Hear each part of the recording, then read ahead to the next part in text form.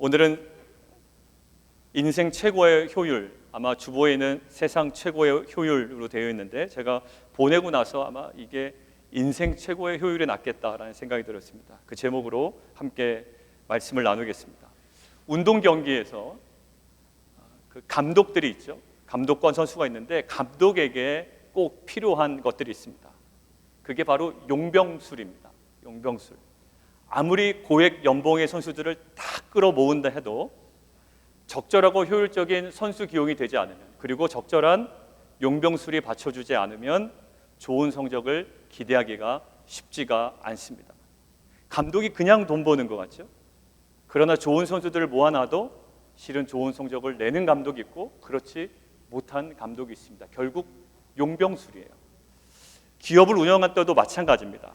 많은 분들을 통해서 제가 이러한 이야기를 들었습니다. 인사가 만사다라는 거예요. 인사가 만사다. 직원을 잘 선택해야 된대요. 그리고 동업자를 잘 선택해야 된대요. 기본적인 능력이 있어야 되고요. 조직 적응력도 있어야 되고요. 또 창의력도 어느 정도 있어야 되고, 그리고 또 단순한 실력만 있어서는 안 돼요. 인내력도 있어야 돼요. 그리고 부지런해야 된다고요. 그리고 요즘은 성품도 굉장히 중요하게 봅니다. 그러니까 결국 그러한 사람들을 잘 분별해내고 또 필요한 분야에 적절하게 잘 배치하는 것, 이것이 매우 중요합니다. 그러니까 여기까지가, 지금 제가 말씀드린 여기까지가 세상이 이야기하는, 보통 세상이 이야기하는 효율적인 삶입니다. 효율성이에요. 모든 인간도 마찬가지입니다. 더 이길 수 있는 효율적인 방법을 찾아요, 저희는.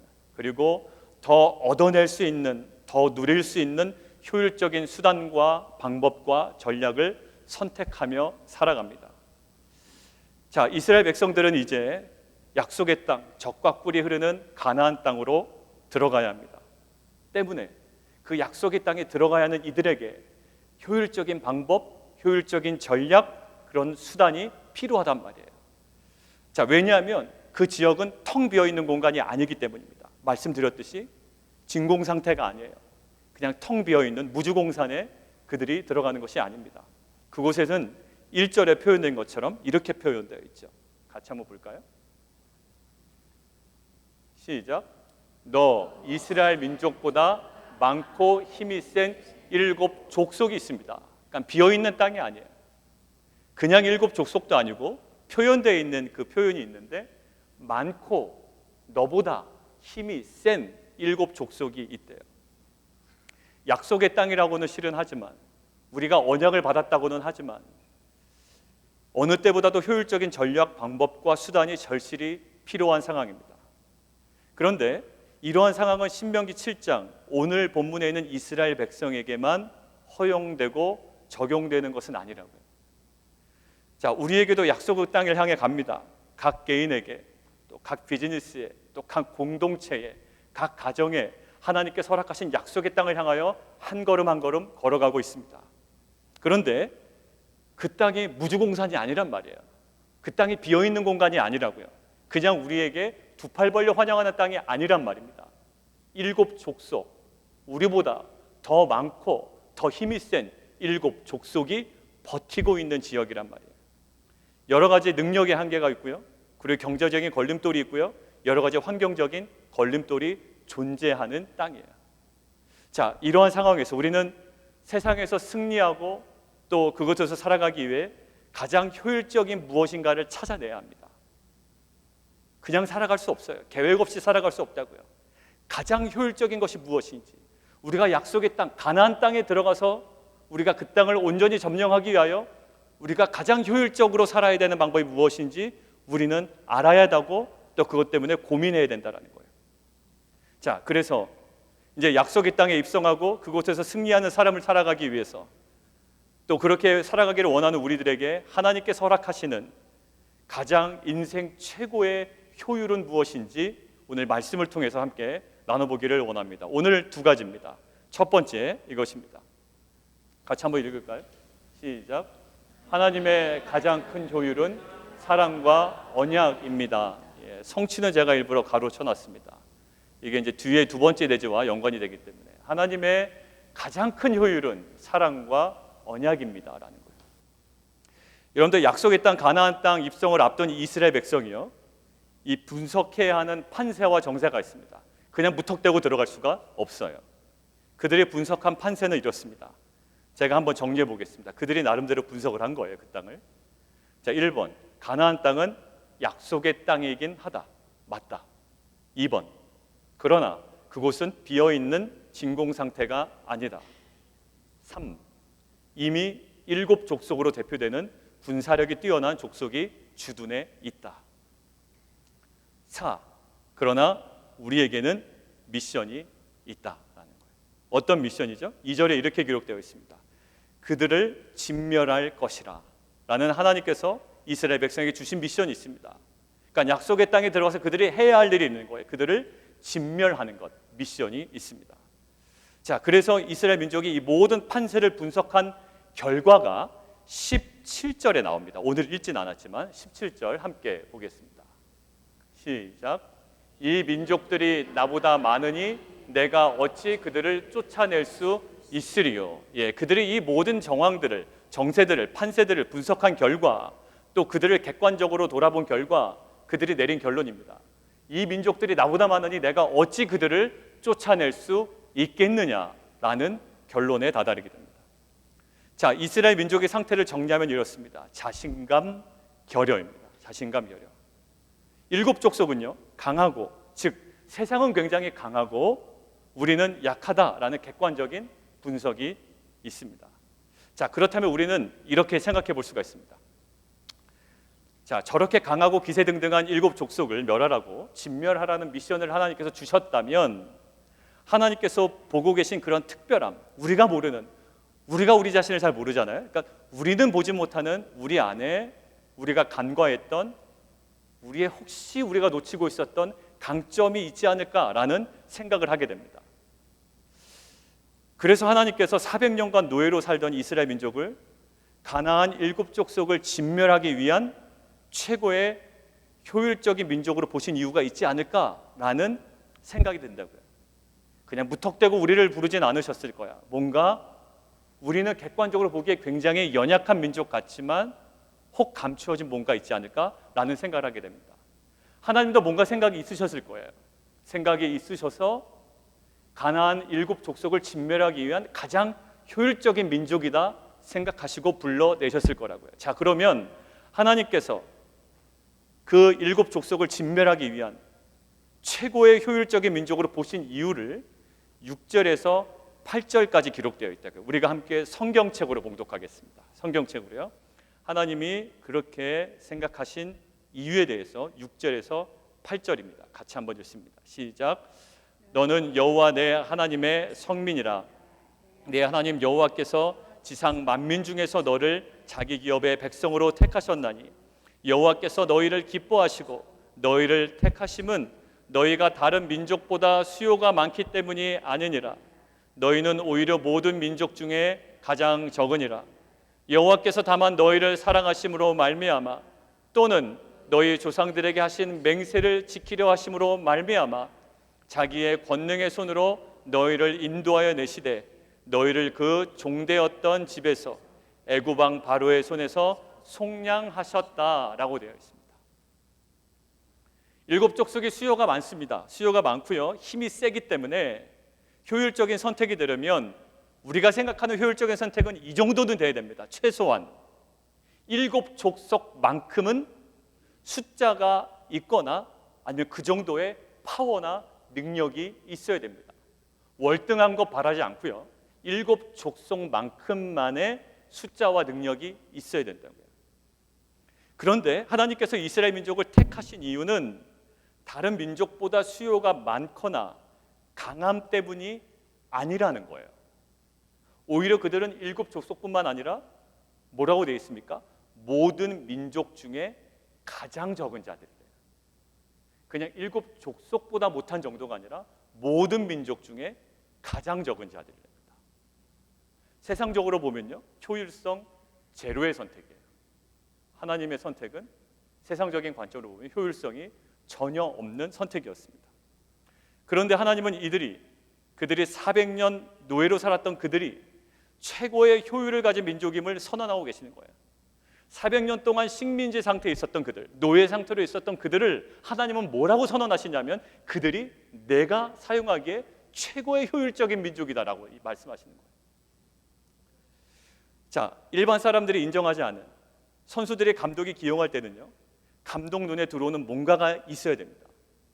그러니까 그러한 강점이 있기 때문에 사용하는 거예요. 아니면 감독의 자리 위태롭습니다. 제가 볼 때는 전혀 저 선수 기용하면 안 돼요. 그런데 감독이 꾸준히 기용합니다. 그러다가 나중에 한 방 터뜨리는 거예요. 그러면 사람들이 이야기하죠. 아, 역시 감독이 사람 보는 눈이 있다라고 하는 거예요. 어떠한 연유에서든지 감독 눈에 들어오는 뭔가가 있어야 됩니다.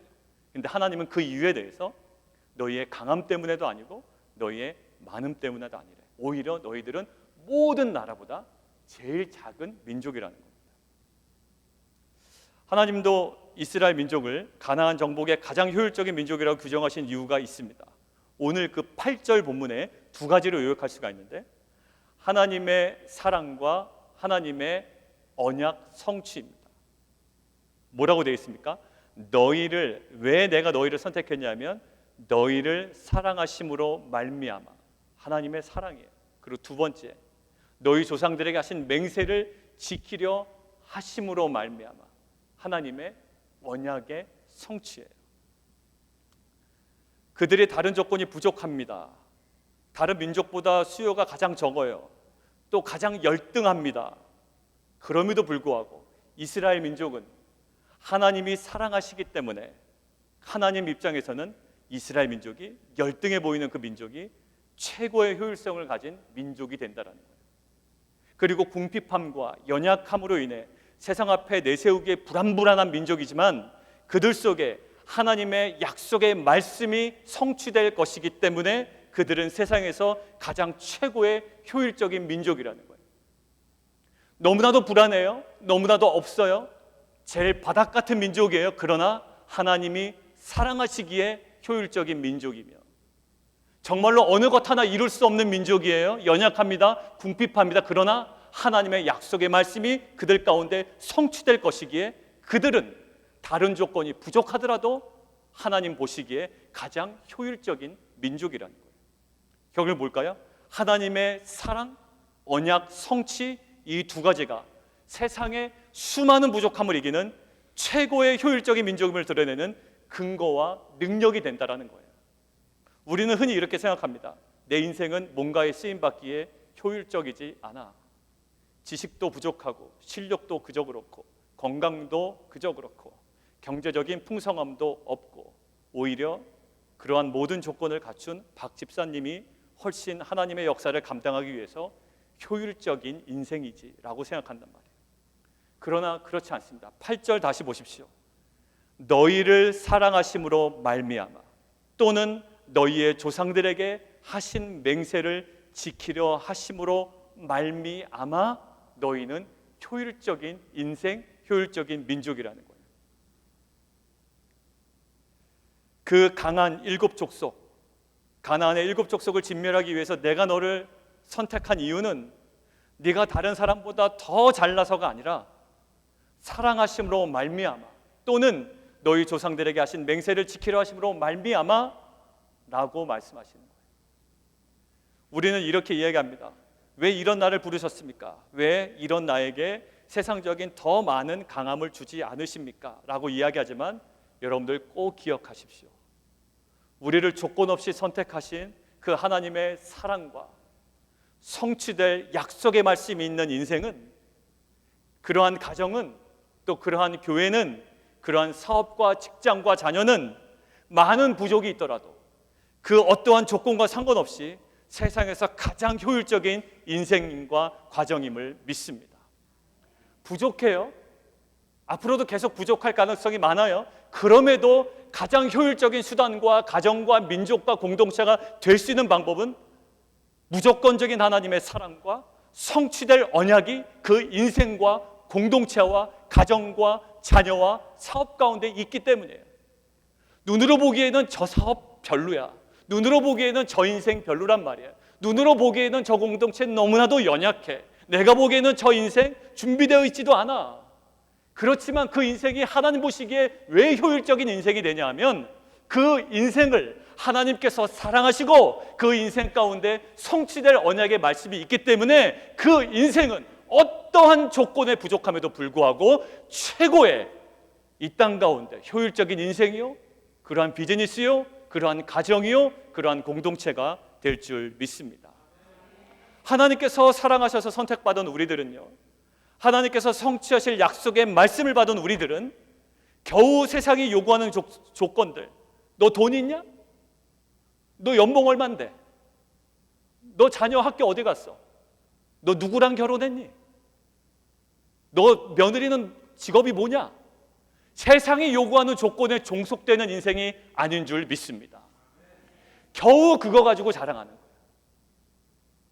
애둘러서 표현해도 결국 자랑하고 싶은 거 끝 마무리에 나옵니다. 아니라고 얘기하다 결국 얘기하는 마지막 한마디가 내가 자랑하고 싶은 거 튀어나오는 거예요.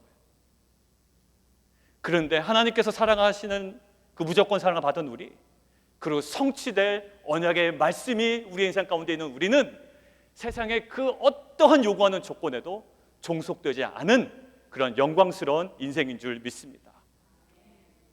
오직 하나님의 무조건적인 사랑으로 인해, 그리고 성취될 말씀으로 인해 그 어떠한 가시적인 부족함에도 불구하고 우리는 이미 최고의 효율성을 지닌 인생을 살아가는 자인 줄 믿습니다. 자, 그렇다면 무조건적인 사랑과 성취될 언약 두 가지죠. 사랑과 언약. 세상에 부족함이 있지만 하나님 우리를 사랑하신다. 그리고 우리의 인생 가운데, 사업 가운데, 자녀 가운데 성취될 언약이 있다. 자, 이것을 받은 우리의 인생은 약속의 땅, 그 가나안에서 자동적인 승리를 경험하는 것인가라는 것이 이제 질문이에요. 그래서 그 질문에 대한 대답으로 두 번째 대제입니다. 같이 한번 읽으실까요? 시작. 인간의 가장 큰 효율도 사랑과 언약입니다. 예, 그래서 이제 괄호를 쳐놓은 겁니다. 아까 하나님은 하나님의 가장 큰 효율이 무엇이요?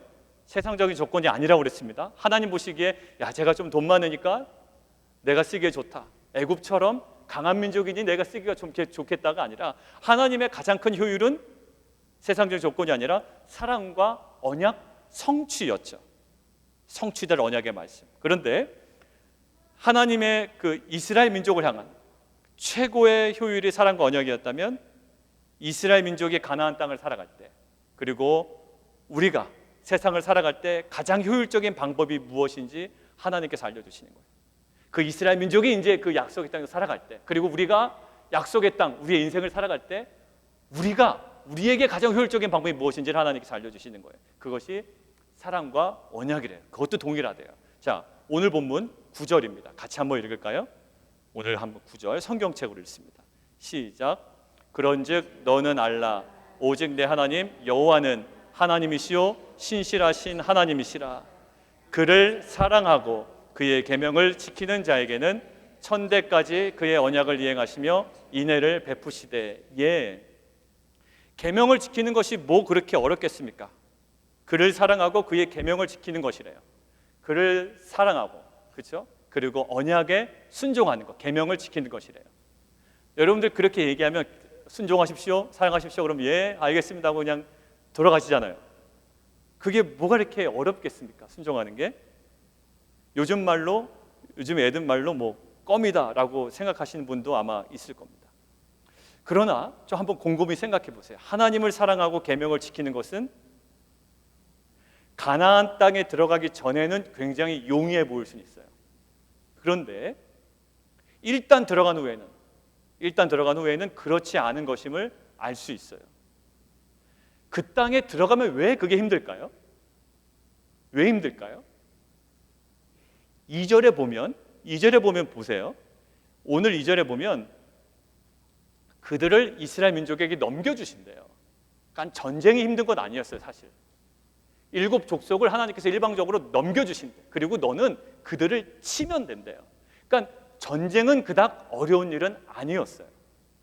근데 뭐가 그렇게 힘들까요? 하나님 말씀에 순종하는 게. 그런데 전쟁 자체가 힘들진 않아요. 그런데 오히려 그 이유가 문제라고 하나님께서 오늘 말씀하시는 것 같아요. 전쟁 이유가 문제다라는 거예요. 전쟁 이후에 이렇게 설명합니다. 언약도 맺지 말아야 되고 불쌍히 여기지도 말아야 되고 그리고 그들과 결혼도 하지 말아야 된대요. 오히려 전쟁은 그냥 내가 너에게 넘겨줄 테니까 너는 치기만 하면 되라고 하는데, 오히려 전쟁 이후에 굉장히 세부적으로 구체적으로 우리에게 조심하라고 해요. 언약 맺지 마, 불쌍히 여기지도 마, 그리고 결혼도 시키지 마, 이렇게 얘기한다고요. 그렇게 되면 어떻게 된다고요? 4절 함께 읽겠습니다. 4절 시작. 그가 내 아들을 유혹하여 그가 여호와를 떠나고 다른 신들을 섬기게 함으로 여호와께서 너희에게 진노하사 갑자기 너희를 멸하실 것임이니라. 자, 결국 전쟁에서 이기고 우상 숭배하는 길로 갈 수 있게 되기 때문에 조심하라는 거예요. 이 모든 것들을 하면 우상 숭배 쪽으로 간대요. 자, 또 질문입니다. 하지 않으면 되잖아요. 그럼 결혼 안 하면 되고 언약 안 맺으면 되고, 그죠? 그다음에 뭐 하지 말라고 그랬죠? 불쌍히 여기지. 불쌍히 여기고 싶지도 않아요, 실은. 그죠? 그거 안 하면 되잖아요. 근데 뭐가 문제일까요? 우리가 조금 더 묵상해 볼 필요는 있어요. 이게 간단한 문제가 아니라고. 그냥 안 하면 되잖아요. 근데 실상 여러분들 보세요. 사사기대로 넘어가면 쉽게 끊어내지 못합니다. 쉽게 끊어내지 못해요. 그러면 그냥 우리의 인간의 죄성인가 보다 이렇게 생각하기에는 너무 그냥 무책임해요. 그러니까 오늘 좀 묵상해 보기를 원해요. 오늘 제목이 뭐였죠? 효율이었어요. 효율. 그것으로 이제 묵상을 하던 중에 하나님께서 하나 보여주신 그림이 있어요. 왜 그럴까라고 질문해서 하나님이 이렇게 말씀하신 것 같아요. 그들과의 결혼이 왜 하지 말라고 하는데 결혼을 왜 하는지 알아? 그 결혼이 효율성 있게 여겨지기 때문이야, 그들에게. 그리고 그들과의 언약이 이스라엘 민족에게 효율성이 있어 보이기 때문이야. 그것이 효율성이 없으면 선택 안 합니다. 그런데 그 언약을 맺으면 그들에게 굉장히 효율적인 선택이 될 것 같아서 하는 거예요. 그들을 불쌍히 여기는 것, 그들을 남겨두는 것, 왜 할까요? 그들이 모르는 농사 방법이 있습니다. 비가 내리지 않을 때 그들의 방식대로, 이방의 방식대로 제사를 드리면 비가 내리는 실제적인 효율성이 있다고요. 아하, 그러니까 뭐예요? 그들의 언약을 맺는 이유도, 하지 말라고 하는데도, 언약을 맺는 이유도, 하지 말라고 하는데도 불쌍히 여기는 이유도, 하지 말라고 하는데도 그들과 결혼하는 이유도 무엇 때문에? 효율성의 문제에 딱 걸리는 거예요. 그들에게 어떤 효율성도 없으면 안 합니다. 근데 왜 할까요? 인간의 죄성? 맞아요. 그러나 그들을 심하게 중심에서 움직이는 게 있다고요. 뭐예요? 효율성. 욕합니다. 근데 욕하는 사람에게 왜 들러붙을까요? 그 사람 옆에 가면 돈이 나오기 때문에 비비는 거 아닙니까? 효율성이 있으니까 비비는 거예요. 그런데 다른 사람한테 가서 뭐 얘기합니까? 그 사람 나쁘다고 이야기합니다. 어느 게 맞는 거예요? 나쁜 게 맞는 거예요. 근데 뭐가? 비비는 게 그 사람의 약함이에요. 왜 비빌까요? 비비면 돈이 나오는 효율성이 있기 때문에. 아니라면 떠나야죠. 아니라면 거부해야죠. 그런데 아니라고 하면서 비비고 있는 거예요. 왜? 효율성의 문제입니다. 여러분들 보세요. 25절 보세요. 25절. 같이 한번 읽습니다. 시작. 너는 그들이 조각한 신상을 불사르고 그것에 입힌 은이나 금을 탐내지 말며 취하지 말라. 내가 그것으로 말미암아 올무에 걸릴까노라. 예, 거기까지요. 예. 여러분 보시면 그들을 왜 신상을 탐낼까요? 절하려고? 아니에요. 신상에 입혀진 은과 금의 효율성에 사로잡힌 거예요. 그들이 감히 신상에 막 대놓고 절하겠습니까? 근데 하나님께서 뭐라고 그랬어요? 그 신상에 덧입혀진 은과 금 마음 뺏기지 말라는 거예요. 결국 어디에 자꾸 잡혀 있습니까? 효율성에 잡혀 있는 거예요. 정리하겠습니다. 가나안에 들어가면 뭐가 문제가 돼요? 그들이 생각하는 가시적인 그리고 다양한 효율성과의 싸움을 벌여야 되는 거예요. 여러분들 인생 살아갈 때 왜 힘들까요? 하나님 믿으면 되지 뭐. 예수 믿고 하나님 말씀 순종하면 되지 뭐. 그럴 때 여러분들 강하게 유혹하는 게 뭘까요? 사단이 예수님을 유혹할 때 무엇을 가지고 유혹합니까? 효율성. 너 사역하기 굉장히 좋을걸? 여러분들 무엇이 여러분들의 유혹이 됩니까? 효율성. 그들과의 언약도 결혼도 불쌍하게 여김도 조각한 신상에 입힌 은과 금도 모두 효율성이 뛰어난 것으로 보이기 때문에 버리지를 못하는 거예요. 이에 대해서 하나님은 말씀하십니다. 2절이에요. 진멸하라. 단순하죠. 진멸하라. 진멸하라라는 히브리어가 뭘까요? 헤헤림이라고 합니다. 헤헤림. 헤헤림이라는 뜻이 이렇게 돼 있어요. 회복 불가능하게 버려버린다라는 거예요. 회복 불가능하게 버려버린다. 결국 어떤 의미일까요? 결국 너 아니라고 이야기하면서 왜 자꾸 거기에 붙어 있는 거야?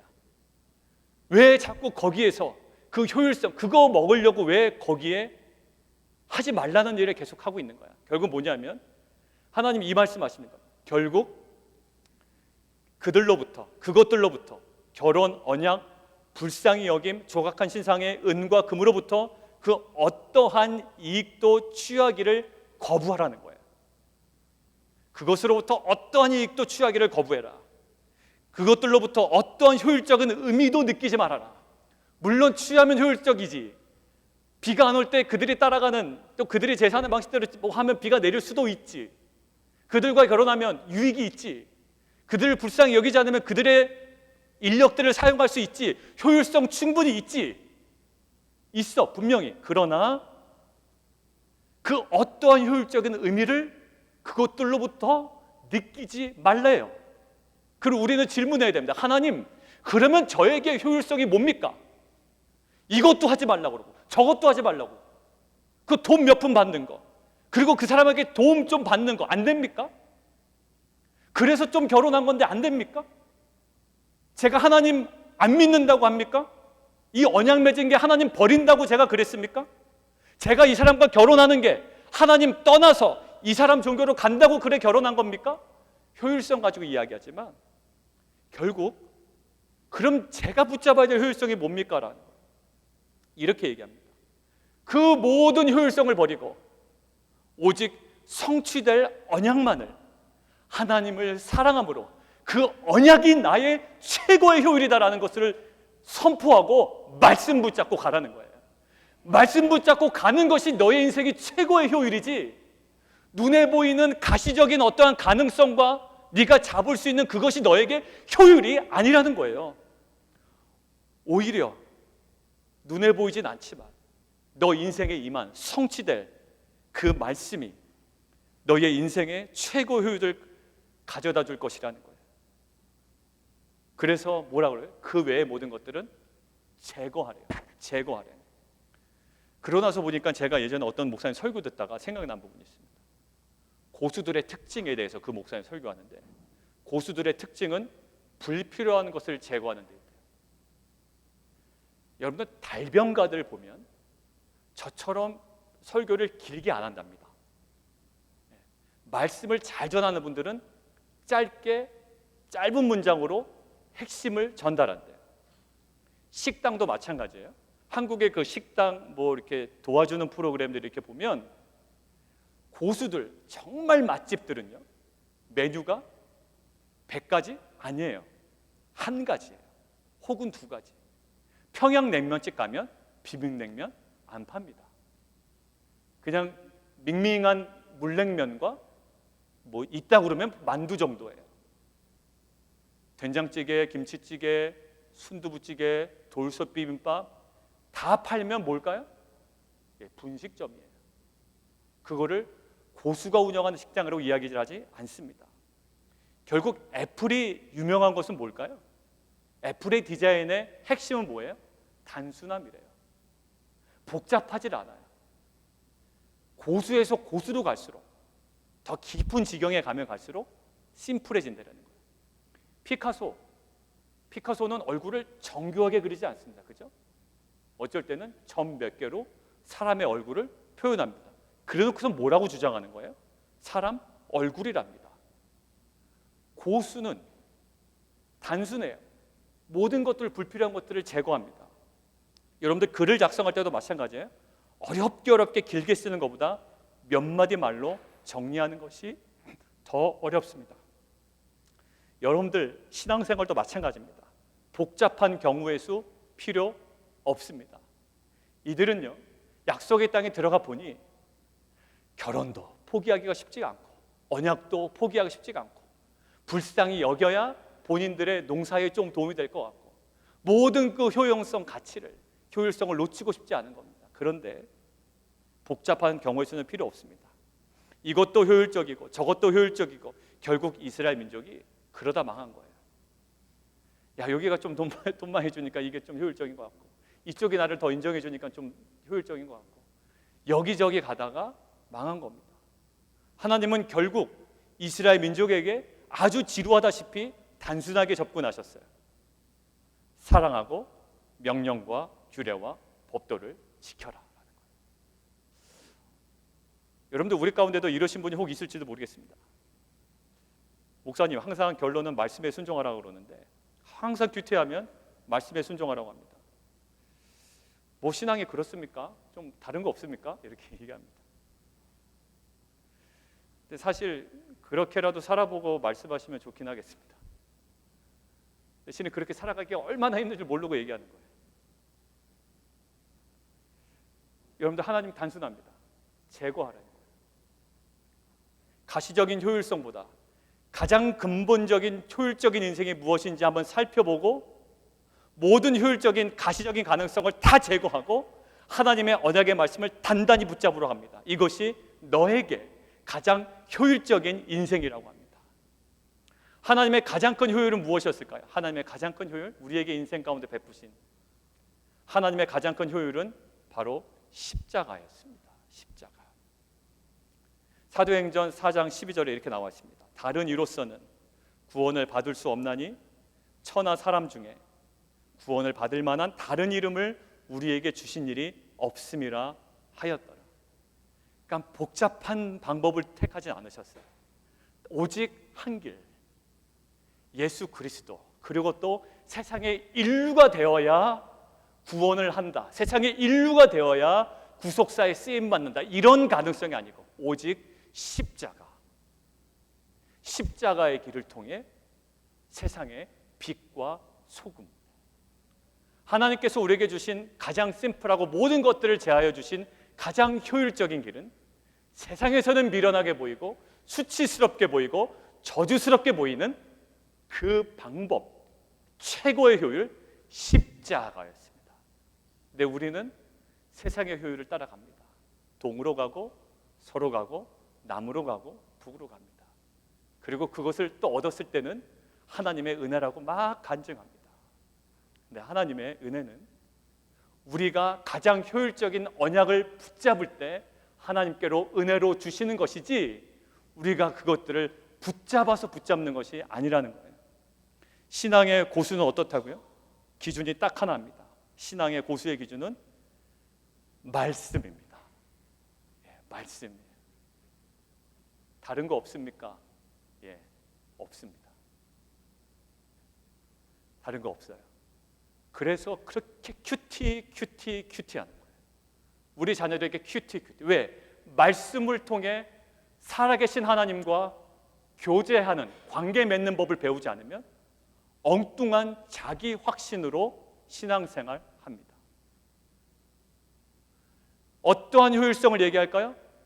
사울왕, 이거 잘 남겨뒀다는 거예요. 왜 남겨뒀냐? 이거 효율적입니다. 남겨둬서 하나님께 제사하려고 그랬습니다. 그 입에 하나님의 말씀은 사라지고 자기의 주관으로 가득 찹니다. 이거 남겨둬서 하나님께 예배드리려고 했답니다. 결국 뭘까요? 순종이 제사보다 낫다라고 합니다. 다른 거 없습니다. 신앙의 고수는 말씀입니다. 신앙의 하수는 뭘까요? 가나안의 효율성을 들먹들먹거립니다. 가나안 얘기 자꾸 하는 거예요. 가나안의 효율성은 내가 잘 알아. 가나안의 효율성 얘기하고 그것들을 따라갑니다. 근데 가나안의 효율성은 내가 먼저 취할 것이 아닙니다. 내가 언약 붙잡으면 하나님께서 필요에 따라 13절부터 14절 그 은혜로 먼저 공급하시는 거예요. 소산과 곡식과 포도주와 기름을 풍성하게 하신대요. 그것은 내가 먼저 붙잡으러 가는 게 아니라 내가 내 인생의 가장 효율인 말씀, 언약을 붙잡을 때 그때 언약이 성취됨을 통해 하나님께서 우리에게 주시는 은혜인 줄 믿습니다. 우리가 붙잡을 것은 세상적인 효율성이 아니에요. 그러니까 여러분들이 어떠한 결정을 내릴 때 가나안의 효율성으로 결정 내리고 이야기하면 안 됩니다. 우리가 붙잡을 것은, 우리가 붙잡아야 될 최고의 효율성은 뭘까요? 세상적 효율성이 아니라, 가난의 효율성이 아니라 하나님을 사랑함으로 언약의 말씀을 단단히 붙잡고 오히려 세상의 효율성을 부끄럽게 하고 세상에서 영적으로 승리하는 귀한 공동체가 되는 것, 이것이 우리의 능력인 줄 믿습니다. 요셉 한번 보십시오. 세상적으로 볼 때요, 정말 삥삥 돌아갔던 인생이에요. 효율적이지 않았던 인생입니다. 우리가 보기에 간단히 갔으면 되는데 하여튼 수십 년을 갔던 인생입니다. 누가 그런데 감히 요셉의 인생을 비효율적인 인생이라고 이야기하겠습니까? 우리는 요셉의 인생을 지극히 효율적인 인생이라고 판단하며 믿고 따라가기를 원하고 있습니다. 왜 그럴까요? 요셉의 인생 가운데는 하나님께서 요셉을 사랑하시는 사랑이 있었고, 하나님을 향한 요셉의 사랑이 있었으며, 요셉에게 허락하신 약속의 말씀이 있었고, 결국 요셉의 인생 가운데 성취된 언약의 말씀이 있었기 때문에 결국 요셉의 인생은 세상의 부족함과 팔림과 옥외가침이 있었을지라도 그의 인생은 돌아가는 인생, 비효율적인 인생이 아니라 가장 효율적인 인생, 빛난 인생이었음을 우리는 믿습니다. 사랑하는 성도 여러분, 우리가 약속의 땅에 가나안으로 들어갑니다. 자꾸만 가나안의 효율성 들먹거리지 않기를 원합니다. 여전히 그 땅 가운데서 우리가 붙잡아야 할 최고의 효율은 우리가 평생 전심을 다하여 여호와를 사랑하는 것, 이것이 가장 효율적인 것이고, 그 사랑하는 마음으로 우리에게 허락하신 그리고 반드시 성취될 언약의 말씀을 붙잡는 것, 이것이 우리의 인생의 최고의 효율인 줄 믿습니다. 우리 같이 한번 찬양하겠습니다. 같이 한번 찬양할 때 우리 그 찬양의 가사 가운데 사랑합니다 내 아버지, 찬양합니다 내 온 마음 다하여, 선포합니다 예수 그리스도, 주님 오심을 기다립니다. 우리가 찬양할 때 하나님, 정말 하나님의 효율은 다른 세상의 어떠한 공급이 아니라 우리를 향한 사랑입니다. 그리고 우리를 향해 허락하신 언약입니다. 정말 그 전부를 걸었던 하나님의 사랑과 언약입니다. 우리가 인생을 효율적으로 살아가는 방법은 하나님을 사랑하는 것이고, 우리가 인생을 가장 효율적으로 살아가는 방법은 상황이 어떠하든지 세상이 이야기하는 효율성을 다 버리고 제거하여 버리고 언약의 말씀을 붙잡고 살아가는 것인 줄 믿습니다. 이러한 고백으로 우리 함께 찬양하겠습니다. 다 함께 일어나시겠습니다.